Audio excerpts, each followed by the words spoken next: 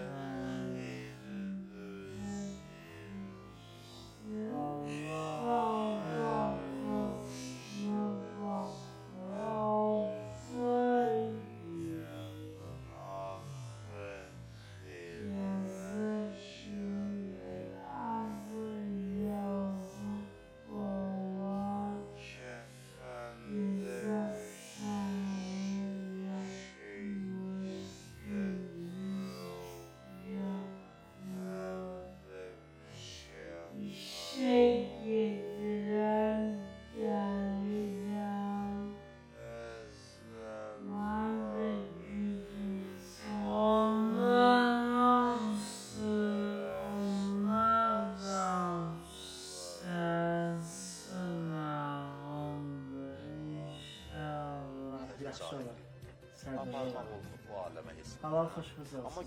Çok sağ ol. Allah sizi korusun. Kim sədəqə verir özünü, cimriyini öz xeyrini edib, heç kimi yaxşılıq eləmək, yığılı, xeyri-vəndi. Quran dinləyib daşıyandır. Adam yük aparanda, vermək belədir, ehsan eləmək belədir. Dünyadayken o yük kimi yığılır, beni sındırır. Bundan xərclədikcə birləşirik. Yolda süpür keçişləyirəm. Ahirət xeyri də özləyir. Uşaq atasına baxır. 6 ay deyir. Ahirət xeyri Gəzə bilmir. Az yazıq bala. Gəzə səhər yapmır, gündüz yapmır. şey İşə gedirəm, gəlirəm.